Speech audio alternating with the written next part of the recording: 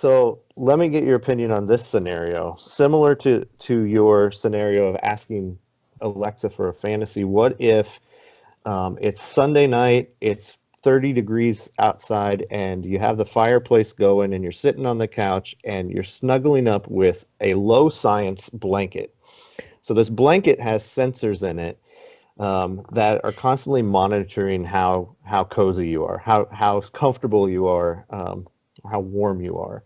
So your smartphone across the room, or even your e-reader across the room, is constantly talking to this blanket to see how you're doing or how you're doing.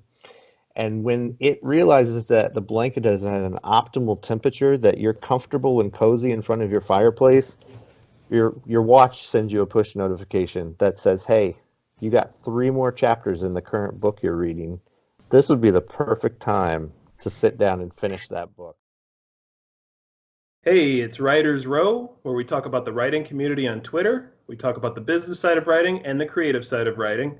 I am one of your hosts, DC Wright-Hammer. I'm the author of the Between Two Minds series, available at wrighthammer.com and amazon.com. And I'm joined, as always, by the other host of the show, David Gane. I am the co-author of the Shepherd and Wolf mystery series about YA, two teenage boys that chase serial killers. And we've got 3 books in. We're working on the 4th one. And we have also another guest, right, DC? Absolutely. And that guest is... My name is Ian Cahill. I'm an independent author of 12 and a Half Hearts, No Such Luck, and soon to be released Luck Be a Lady. Awesome. Oh, sorry, DC. I totally jumped on your line. It's story of our lives, David. People who are watching, if you haven't already, please subscribe to the channel. We appreciate when you do that. That helps motivate us to continue to make content. Give this video a thumbs up as you're watching. If you like what we have here, thumbs up, and then comment down below. Questions, comments, we appreciate those. So, and the doodly doos. I haven't said doodly doos in for a long time, so. Hey, it's a special There we go. So what are we talking about with Ian today, DC? We really wanted to bring Ian on. He approached us, and he had an idea that I thought it really intrigued me as a science fiction author and just as a consumer in 2019. He basically was pitching the idea of what's the next evolution of book technology. So we for decades, for centuries, we've had the written book and the print book, and we have had the ebook for a couple decades now. And we have audiobooks and things like that. And so one of the things he wanted to talk about, and which really intrigued me, was what is the next step? What are we going to see in the next 5 or 10 or 15 years? That's, because people didn't really necessarily think ebooks would be a thing 20, 30 years ago. Like, it just didn't seem like a thing. So we wanted to bring Ian on, and I wanted to open up this show with more of an open-ended question, because he really approached us with the topic, and I think he's going to talk about some of his professional experience a little bit about why he's passionate about this. But I'll just open it up. Where are we going? What does the future hold? Look into your crystal ball, Ian, and tell us what you think the next maybe baby step is, the next big leap from there in book technology. How are people going to be consuming stories in 2025, 2030, and so on? Yeah, definitely. So I think the key thing to remember here when we talk about where books are going and where media is going in general is really to think about, we already are comfortable with digital books. Now, obviously, there are camps one way or the other about whether or not we should all have bookshelves in our house. But I think what is going to happen is we're going to see sort of a blend of what we think of now as the audiobook and video content. I think we're going to take that a step further, leveraging AI. And what will happen is now, when you go to sit down to consume a book, it will be in whatever voice you want. Using AI, using deepfake technology, you could literally have your grandmother who passed away 5 years ago read children's stories to your kids at night, through a screen or through audio. And this really can apply to any single piece of literature ever conceived. You pump it into a computer, it does some complex computations, and suddenly Barack Obama is reading you the U.S. Constitution. I think this is where we're heading. I think when we think about how fast everyone is consuming now, we're looking at things on the go. We're constantly glancing at our phones. I think we're going to find is in all those little gaps of free time, video content is really going to sort of take over, and audio content is going to take over as we see voice assistants and things like that go. That's my prediction anyways. I think choice is really something that's going to be important in customization, hyper-personalization, where people are going to get exactly what they want from who they want. My cat is very passionate about this. He sounds super excited. He's like, I want to be a part of this. Cannot wait. Like, oh, me? I'm going to get my own cat stories delivered right to me. This is super exciting. So, okay, I'm kind of curious, Ian. Where are you coming from with this kind of idea? Like, DC mentioned you're professional. I do want to kind of hint towards that a bit. Sure. Yeah, so my day job is innovation strategy. I work for a pretty large digital marketing company, and we spend a lot of our time really breaking down where media is going in general. You know, when we pitch ideas to people, our biggest clients don't just want a commercial, or they don't just want a radio ad. They want something that nobody else has ever done before. So when we look at these things, we create these models where we take a concept, we take something that's happened in the world. You know, Uber happened. Somebody came up with Uber. Uber's a really great idea. But it fundamentally changed the way people call for taxis. So we start taking something like that. We start looking out in the world of startups and people that have a glimmer of an idea or a hope of an idea, and we break it down to its most fundamental element. So that's really easy to do when we talk about writing, because we know books are a thing, we know eBooks are a thing, we know people are actually looking at words and reading them. But to break it down in its most simple thing, it's the story. As long as that story gets into your brain, whether you're listening to it or you're reading it, that's what you need. So we strip things down to a point where there's nothing left but the essence, and then we start seeing how we can disrupt that or change what we think is the norm, right? So audiobooks weren't always a thing. Somebody stumbled upon audiobooks, and it was very niche for a very long time. And now, you know, it is not everybody listens to audiobooks, but there is a large population of people, and most authors, especially independent authors, now also have the means to put their product on an audiobook, which also wasn't the case before. So you could see these things as they reach a groundswell, and start becoming Kleenex, like everyday life type of thing. That's when you start seeing a shift and where we can break it and figure out what's next. And I think we're kind of at that point now in the writing world or in the publishing world where everyone is status quo. The publishers, the big publishers and the little guys can all do the same thing. They can all achieve. It's getting to the next step that's important. And I think from a professional perspective, not to belabor the point, we feel really strongly that the world is coming back around to voice constructs, that voice search is growing day in and day out. People are starting to leverage all their IoT devices through Alexas and Google Homes. So people are getting more and more and more used to audio as a form of delivery and as a form of engagement. That it only makes sense that books will start flooding into that space as well in new and interesting ways outside of just audiobooks. And to set a definition, Ian said the IoT, that is the Internet of Things, that is any device that is not really like your phone or your smart TV to some extent, but mostly like smart speakers, your refrigerator if it's hooked up to the internet, your clothes washer if that's hooked up to the internet, these appliances, if your thermostat is hooked up to the internet and there's data being streamed to your devices. Sometimes it's being streamed to vendors behind the scenes and things like that. That's the Internet of Things. And so I just wanted to kind of define that for people. So as all of our devices around us are basically online, they all potentially have the capability of capturing our voices as we're talking. Man, it's a little hot in here.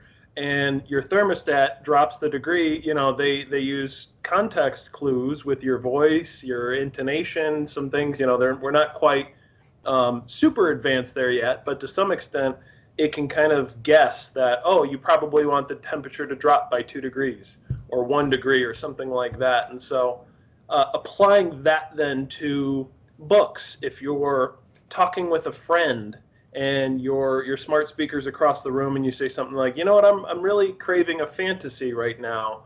I really want to know, I want a story with orcs and dwarfs and things like that. And then the next time you pull up your Kindle app, you've got Lord of the Rings already downloaded, ready to go. Like, it kind of could be predictive to some extent like that. Is that a direction you were kind of headed with this? Or what other kind of nuances did you want to kind of bring up there? Yeah, that's absolutely one angle. And to get a little more nerdy, if you guys are open to it, IoT is also starting to be broken down into 2 categories. What they call high science devices, which are a lot of the things that you mentioned, like internet capable things that are online, that have the ability to communicate.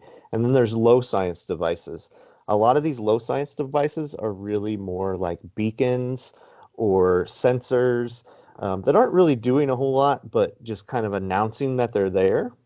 So let me get your opinion on this scenario. Similar to your scenario of asking Alexa for a fantasy, what if it's Sunday night, it's 30 degrees outside, and you have the fireplace going, and you're sitting on the couch, and you're snuggling up with a low science blanket. So this blanket has sensors in it that are constantly monitoring how cozy you are, how comfortable you are, how warm you are. So your smartphone across the room, or even your e-reader across the room, is constantly talking to this blanket to see how you're doing or how you're doing. And when it realizes that the blanket is at an optimal temperature, that you're comfortable and cozy in front of your fireplace, your watch sends you a push notification that says, hey, you got 3 more chapters in the current book you're reading. This would be the perfect time to sit down and finish that book, because we know you're comfortable, you're in an optimal environment. These are the things that IoT can do for us. So like outside of disrupting like how we consume, it's when we consume that can also be looked at. If we're in a driverless vehicle, we could get a notification that says, we know you have 15 minutes to kill before you get to work. Why don't you read that 1 chapter? And it goes, AI can take you to the limits of that, where it can start, being intelligent in recommending books. It could start, the second you finish a book, we're already seeing them offer up other authors or similar stories. How can we hyper personalize that even more using these high science and low science devices that know if you like drinking milk a lot, then maybe you're going to get a story where milk is featured. I don't know. These things, it's going to all be very backgrounded, and there's probably going to be a lot of things that people are going to keep close to their chest because they know that it's going to sell books, but they don't necessarily want to freak people out. But I think that's where we're headed, honestly. I have to say, the idea that you can get your grandmother who's been dead for 5 years to be reading the books. That in itself kind of was like, oh, that's kind of weird in a creepy sort of way. Um, but then like the blanket that's telling me that I should read a book, well, not the blanket, but everything is telling me to read a book. I don't know. I'm a little freaked out. So is this and we kind of talked about this already pre-show. Is this an opt-in thing or is this already happening and we just gonna have to go for the ride or sell everything and move out into the country into a tent? Yeah, I think it's probably the latter, to be honest with you. I mean, I think we're already subtly being influenced in many ways on what's the best deal or what's available to us in our area and things like that. It's, as someone who works in marketing, we see a lot of clients that want that. I mean, they want to get you to a place, but they also want to be genuine about it too. They know they want to look at past purchase histories. They want to look at tendencies. They want to look at demographics and all these things so they can be smart about what they think that you want. They don't want to cram it down your throat necessarily, but I think what we're going to find, and we're already starting to see it, is that people are willing to let go and trust a little bit more some of these devices that are in the world today. I mean, just think about that feeling you get when you think you've lost your phone, your smartphone, or you think you've left it at home for the day and you just don't know what to do. And it's ridiculous to feel that way, but we still feel it. We think, what if there's an emergency and I need a compass or I need a map or I need to call someone, or like there's so much that these things can do. And now we're just to the point where these devices are starting to talk to each other and close in some of the gaps that we might not necessarily want to waste our time on. And it seems creepy, it seems predictive, but at the end of the day, it's actually for our benefit as long as they don't come and kill us at some point. Um, so bringing it back to writing, it's actually really funny with this discussion because one of my current work in progress is about artificial intelligence, business intelligence, and one of the troubles that I'm having with this, it's a speculative sort of science fiction. It's more speculative than science fiction, is that it's just the fact that I'm actually not guessing anymore. A lot of the things I talk about in the book it's more like contemporary fiction. It's not speculative. And I'll give you an example. One of the things I put in the book is using the telemetry from devices that are in your car to determine how fast you are, how quickly you drive, do you speed often, and then using that data and bouncing it off of some other data to determine what type of ad is going to be most effective. So if you're typically a fast driver, you're not going to want a longer ad that's going to take too much time. So using, it's sort of predictive, but basically using this one key indicator of how fast you drive, how impatient you might be perceived, as, oh, well, we need to serve this person a shorter, more concise ad and get them the information quicker. And I've bounced that off of several people, and they're like, yeah, that's probably happening today. And so, so as we're talking and as this is coming up, it's challenging me as a writer. How do I make this fiction more fiction than reality? And how do I make it more, sort of, like I said, people are like, oh, that's already happening. Oh, yeah, no, advertising's always doing that. Because so let's take a step back with advertising, because I'm an independent author, you're an independent author, David does the partner publishing, similar, sort of strategy, but we do have to sell ourselves. We do have to put our books out there. We do have to advertise, and we want to be genuine with it. We want to get readers who know what they're getting into. They're going to read it and hopefully read it all the way through and give us a review that's honest. And so we do all that, but advertising, going back to, if you've seen the movie or the show Mad Men and things like that, it's really to identify needs that people didn't know they had. And so the question is that truly a need, or create needs where people didn't know they had them and things like that? And again, are these truly needs? And so I think for people who are writers, people who are advertising their work, what's the fine line here? Because we're never going to be able to compete with people who have metadata and habits and all these things that people like Amazon have, and these large corporations. What does this mean for advertising for an independent author? Like, what direction should we take if we want to even have any kind of customer base? I guess is the question that I have. Yeah, it comes down to the dreaded algorithm that we're all chasing constantly. But I think the answer there is, and we kind of touched on this a little bit earlier, is as somebody who's trying to sell yourself and sell your work, looking, especially knowing that where the world is headed and how fast people are consuming, and how now it is not uncommon to stop reading a book when you don't like it. Whereas before, I think people just finished a bad book anyways, because it's so easy just to get the next one. That I think people need to look at how they can leverage the digital world and the technology that's coming to stand apart.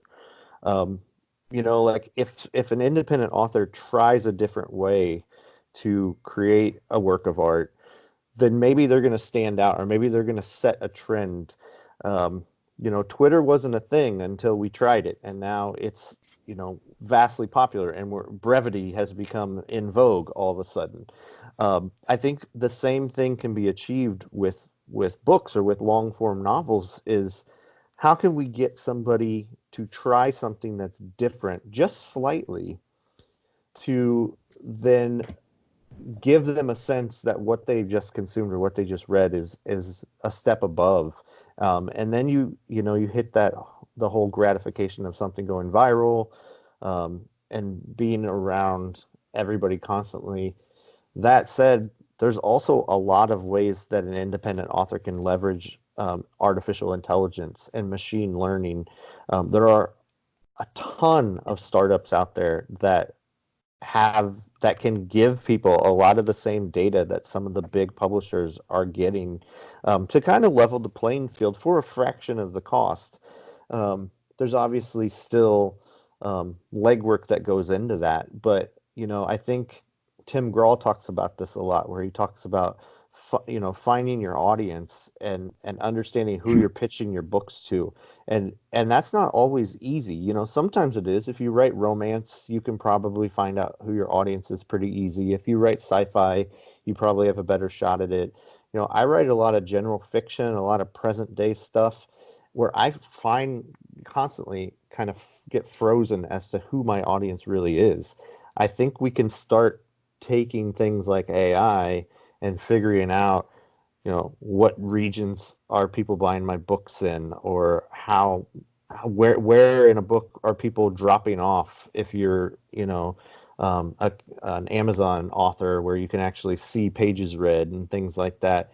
And you can start building a picture to make your work stronger.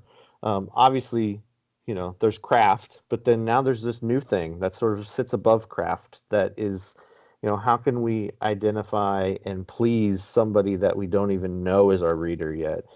And maybe that does come down to understanding if more women are buying my books or more adolescents are buying my books. That's kind of where you get genres from. People specifically write middle grader, they specifically write young adult, because they're targeting an audience. What if we can do that on a grander scale, where we're targeting within those audiences a little bit deeper? I think the question that I have for you guys with that is, the more how does that affect your creativity? Because then, are you just writing to a group because they're going to buy it? or do you just do your own thing and then kind of hope you find the group? DC, do you want to answer first? I write what I think needs to be written. I write what I think is cool, and do I write to my audience? I don't know, because my first two books, I actually wasn't great at marketing. Like I didn't have a grand marketing scheme in mind. I'm actually just kind of working my way back. I'm writing much less recently and marketing much more. And so if I knew my target, and I know some of these things just from my reviews. I have a lot of reviews from women, which actually surprised me that the demographic for my book actually appealed somewhat to women, at least enough for them to read and review, which was, it was only surprising to me because I have two male main characters. And so I assumed that male readers would identify more with it. That was an assumption, and they might be more apt to read and review, but I'm finding that it's a little different than that. So I am very scientific. I'm very data driven. I do appreciate that side of it. So if I could get my hands on some of that information in a very legitimate, moralistic way, yeah, absolutely. Because the assumption there is I'm going to find more people who are going to like the book, more people who are going to want to read it and possibly review.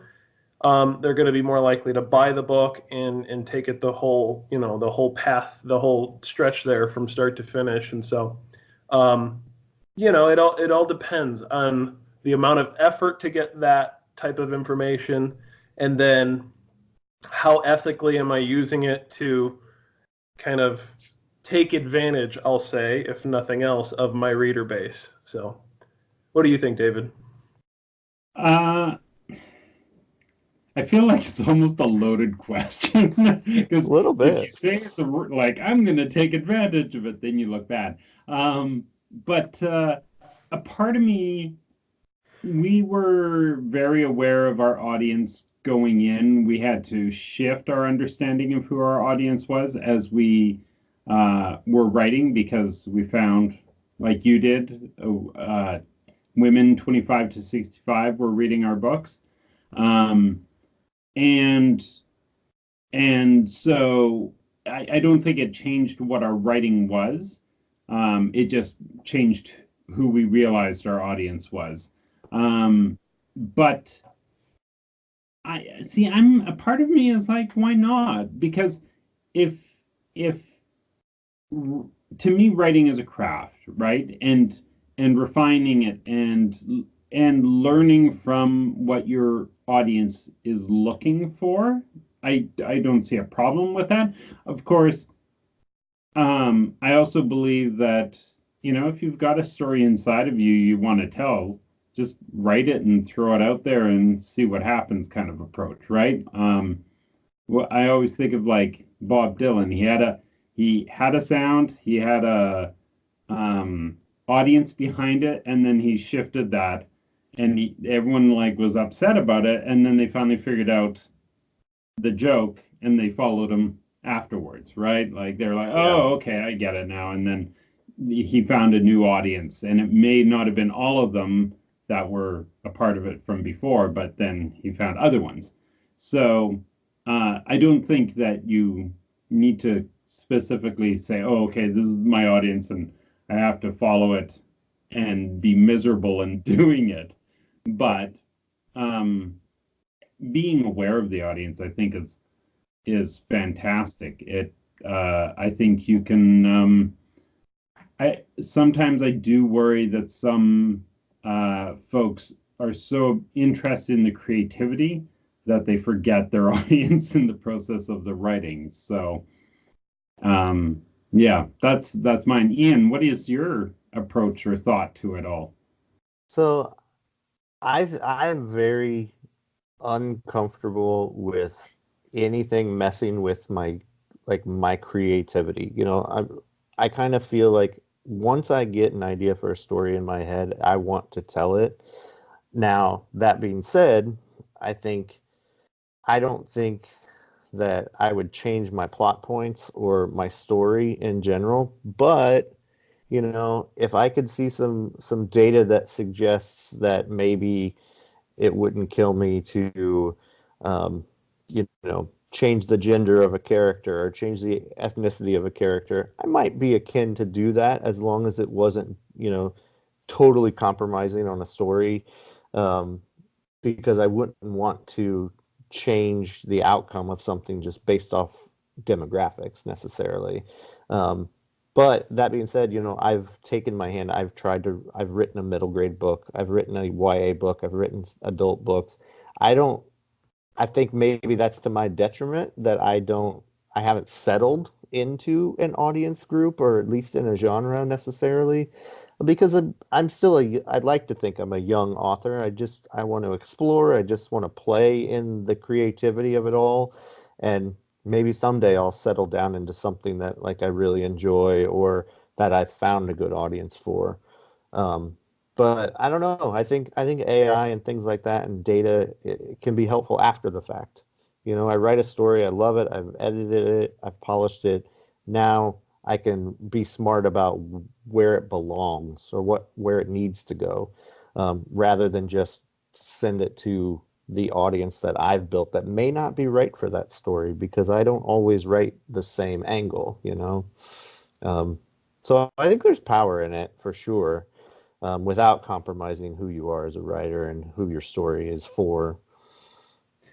And I told you guys I had a wild card before the show. Actually, and before you go there, I actually want to just comment on Ian's thing, because I really liked the idea that you can do the pre and the post use of that information, rather than using it in the center when you are doing the work. So I really like that idea, and I for sure kind of highlight it. So sorry, DC. No, go on with your wild card. So what got me thinking when Ian had approached us about this whole topic is the idea of metadata. So let me break down metadata real quick. It's when you visit like a website and the website wants to track your location, like where you're physically at in the world. What other tabs do you have open? Like anything they can get their hands on to get some context of where you're at physically and where you're at sort of mentally. And the creator in me and even the just consumer in me of media started to think about, well, it's a trademark term, but choose your own adventure style storytelling, which I think is very difficult, right? It's tough to get one storyline to land and be continuous and successful and all that. It's exponentially more difficult to have multiple endings, multiple paths to your story, and things like that. And I think that's why I've always been interested in that direction of storytelling, where depending on decisions you make, or in the case of what we're talking about here, depending on, like, if you're driving in your car and you're listening to an audiobook and it's raining out, the story takes a shift to a darker tone, or maybe the voice is a little fuller audio, presenter, or something like that, where there's these dynamic storytellings on how it's told, even the direction of the plot and things like that change. Like if you're listening to an audiobook and you're walking in a major metropolitan area, it shifts to a more metropolitan feel, so you feel more immersed in the story. And so I kind of wanted to bring that up and get your thought on using sort of metadata as you're listening to a story, and maybe that changes the direction of the actual plot, and what you think about that. Well, I can tell you what I think about that. Mm-hmm. Is I think it's an interesting concept as a creative platform, and it definitely is using AI in a really interesting way. I think what concerns me about that, which I think it would be fun to try, but at what point does the story change so much that the author's no longer responsible for it and the AI becomes the creative entity around it? So I think we have to be very careful. But I think that's interesting because I've actually know a guy who's doing something somewhat similar. He is a graphic designer and he's working with an author to create an experience that's more interactive storytelling. And I think there is a home for that for sure. But I think we have to treat it in a way that keeps the artist intention intact and not just hand it over to the computers because we've done that already. There are examples of feeding in X, Y, and Z and having a computer write a book. And I mean, they could put us all out of a job if they do that. So we want to be careful to not let that happen. But yeah, I mean, like we said earlier, everything you just described is 100% doable today. It's should we do it? Because who owns it then? You know, who's responsible for it? I think is the bigger question. My question though then is it actually? It's probably going to happen. So then, how do we approach it? Right? I mean, I think it's honestly becomes a new medium. You know, where we say, oh, well, a movie in the theater is different than a movie made for television. There's a distinction, you know, there's a pedigree to, you know,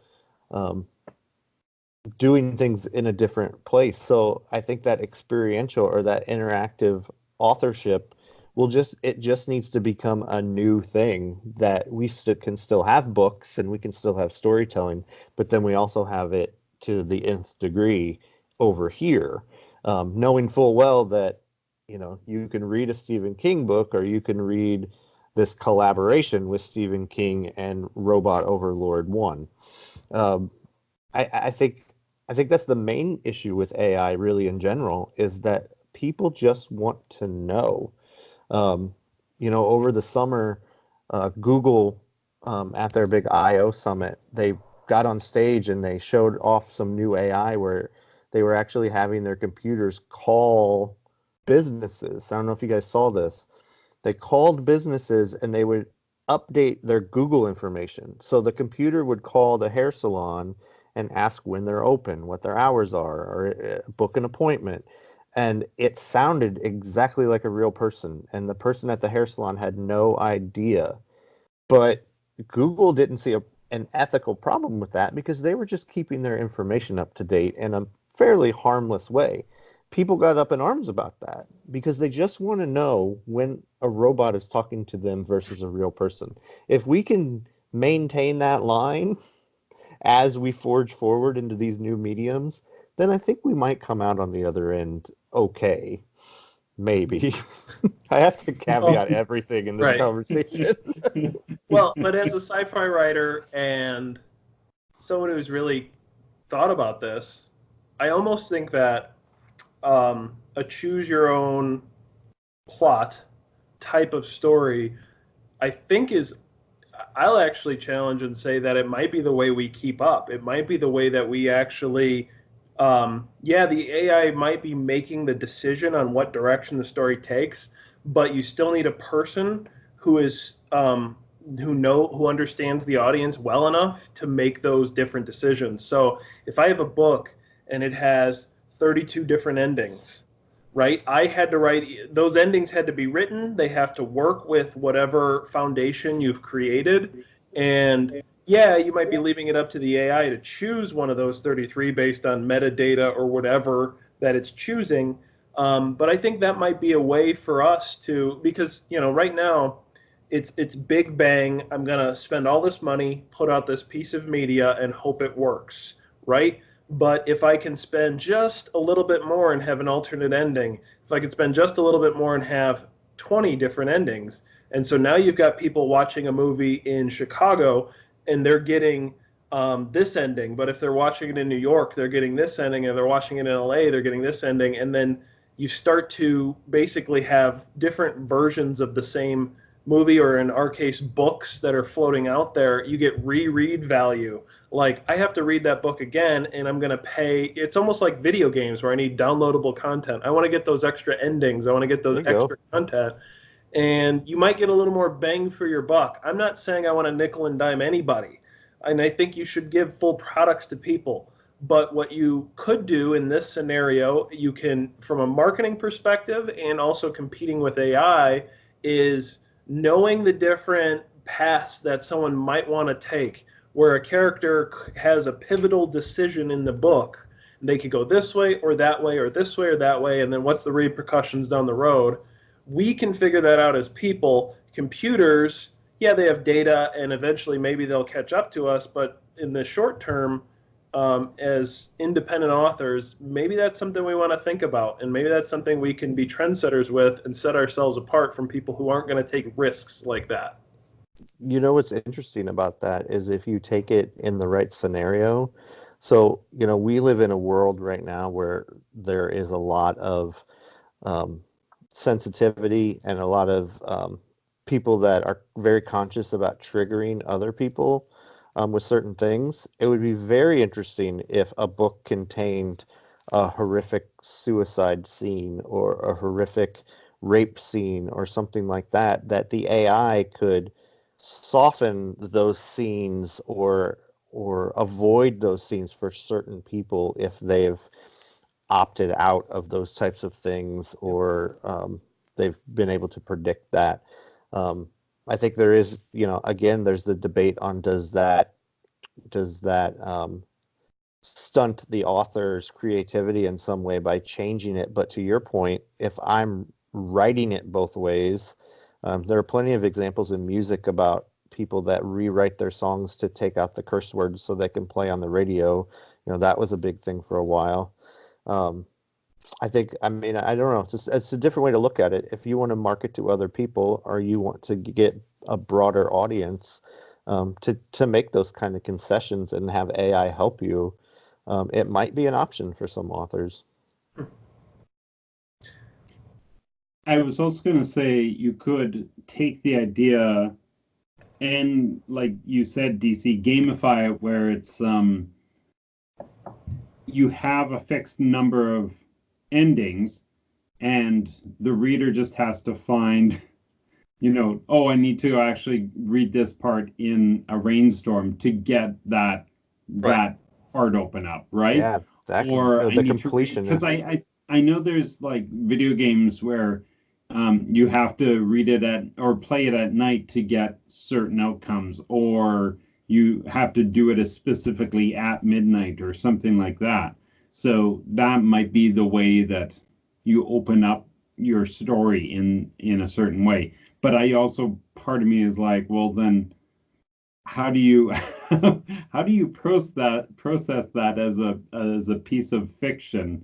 Because we're also fixed in space and time and everything on the page, right? It's not, your characters can't just keep wandering until that moment unlocks itself, sort of thing. Right.